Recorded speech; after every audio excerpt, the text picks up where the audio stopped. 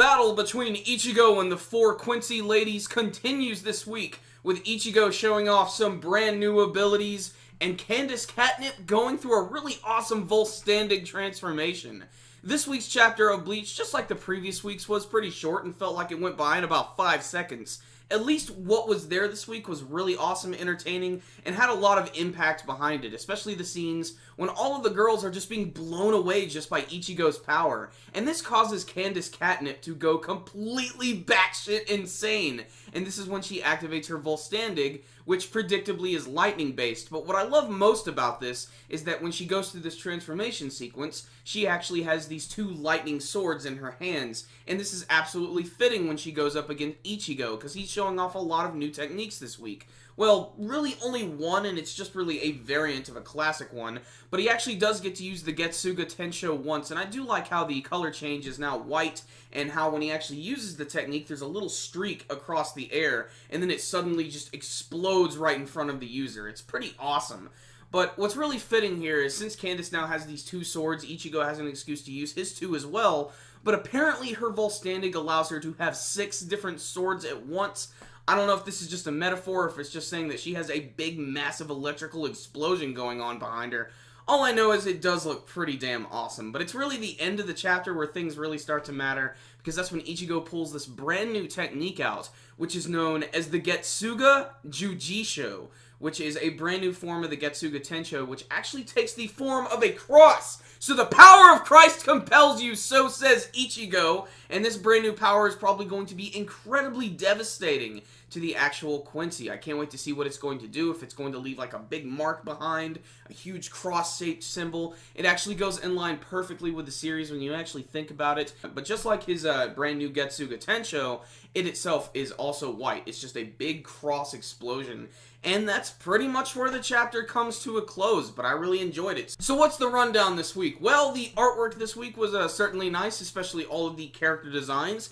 Candace Catnip is definitely one of the more expressive members of these 4 ladies, and she shows it a lot this week because she is getting so pissed just getting knocked around and not getting any support from her teammates. And they all seem kind of lazy too. They don't seem like they want to use their Volstandig because they say it's too friggin' tiring.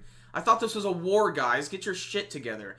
But at least Ichigo is giving them a rough time and is giving Candace a really good fight. And Ichigo himself, he's not even trying. That's the thing that I think is most interesting about all of this. You know, it's not too crazy because a lot of the times in these shonen series, a character will return from a training arc and they'll display their new powers. And they usually fight against an opponent that they just run all over. And it's definitely a testament to the fact that Ichigo is fighting against 4 different girls, all of which have very devastatingly powerful abilities, and he's having no problems with it whatsoever. As far as the Getsuga Jujishou goes, I like it. It's not too drastic from what we saw in the past, and I do like it when the main characters of the series still manage to keep a lot of their signature techniques. I mean, Goku's always going to have Kamehameha, Naruto's always going to have Rasengan, Luffy's always going to have his Jet Gatling. It's just something that you're going to see all the time, but over the course of the series, they're going to power up oh so slightly. The bigger question is, what else is going to happen in the rest of this battle? Is it going to be finished? Is it going to be interrupted by anything else?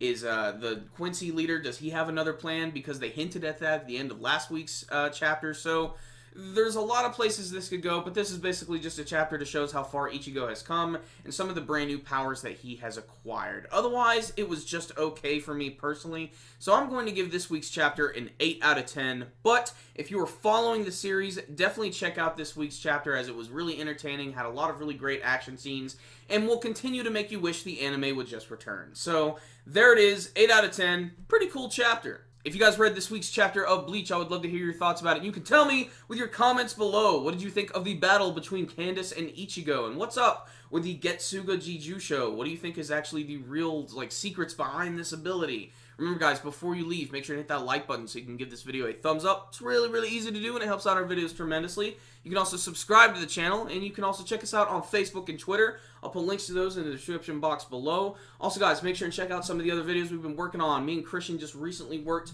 on an unboxing video for Season 1 of Attack on Titan on Blu-ray and DVD. Check that out. It's pretty awesome. It was filmed by Christian and I'm in it, so you know it's got great production value. So check it out, guys. I will see you next time. Super Kami Guru 9000. Out.